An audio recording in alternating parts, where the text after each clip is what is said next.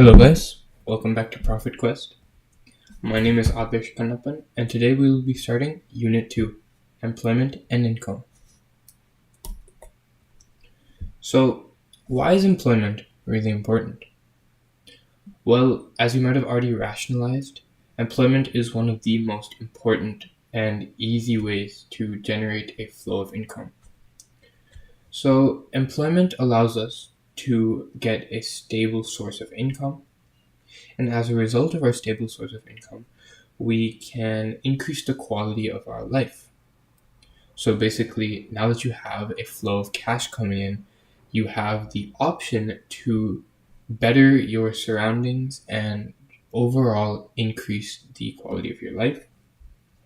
And it also provides an opportunity for growth. Now, as you know, if you start out as an employee of a company, you're probably not starting out as a CEO. For that reason, joining as an employee in a company will allow for the employer to decide whether or not they want to promote you. So you could go from just a regular cashier to a manager to maybe even a franchise owner. So employment is very important because it provides most people with their primary source of income.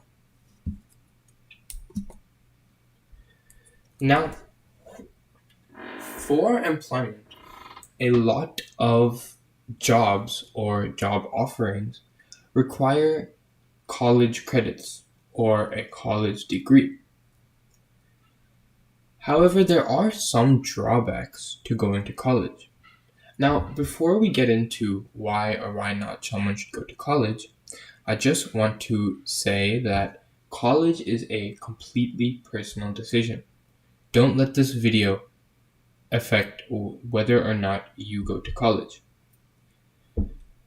Let it be known that the decision of going to college should be based upon you and your own financial status and personal surroundings rather than what you hear from your friends or family.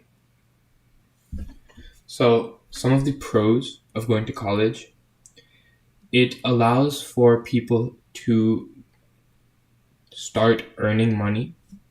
So, for example, it might provide opportunities for jobs. You might get hired at the college campus itself. It allows for networking and career development. So what I mean by that is it allows for you to meet other people that are like-minded to you and allows for you to collaborate with them to build and create a successful future for yourself. And it allows for personal development.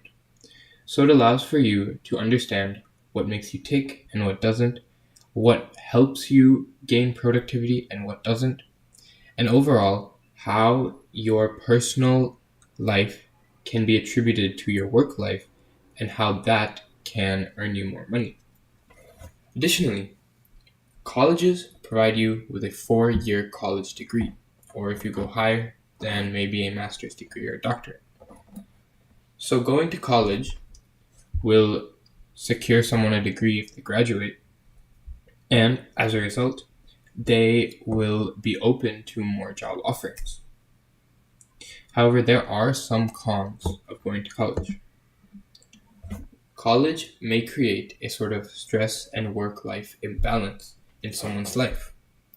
The coursework you're given or the classes you take might impose a high level of stress upon you. So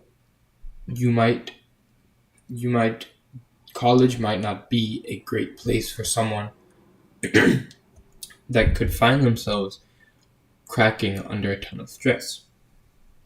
Also, college costs money. Some 4-year programs could even cost upwards of $100,000, and especially in the case of higher studies, it could cost over $200,000 to $300,000. So if someone was in a situation where they can't spend too much money on college, then college might not be a viable option for them. Also, college provides an uncertain return on the investment you make towards your degree. This means that while having a degree can be useful to getting a job, it doesn't always make or break an applicant's decision. You could have a degree and not get in because you don't have work experience, or you could not have a degree and get in due to work experience or other factors that the application reviewers are looking for.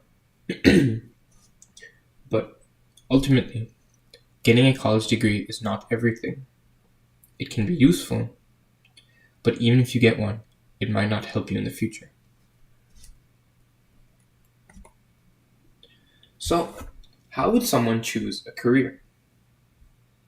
To choose a career, you're going to want to consider where you're going to end up or where you want to end up in life. So from 5 years to now, do you want to be an environmentalist, helping the environment? Do you want to be a pre-med student or a medical student, helping people survive certain fatal diseases?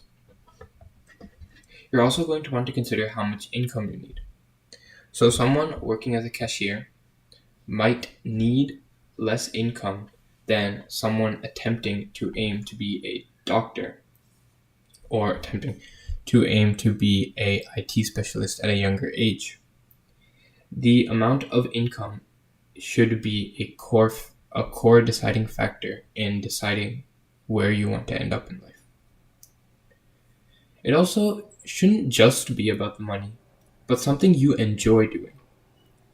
So if you don't enjoy helping people, like, for example, take the example of a doctor. If you don't enjoy working with blood or bodies, and if you don't enjoy communicating with sick individuals or patients, then maybe being a doctor isn't something you would want to do. Or taking the job of a lawyer as an example. If you don't feel comfortable in a room, in a fast-paced argument with lots of laws being thrown around or lots of cases in which you are the one that has to decide, should I help this client or should I not help this client? What is the best way for me to win this argument? Then maybe being a lawyer isn't for you. And finally, consider how your job benefits society. As a doctor, you're benefiting society by helping people whenever they're sick. As a lawyer, you're helping society by getting justice for those who deserve it. But ultimately, your career should include many factors from all over different aspects of your life to finally zone in on a singular career that you plan to follow in your future. So thank you guys. That was part 1 of Unit 2 of Profit Quest. My name is Adesh Kannappan, and I'll see you in the next video.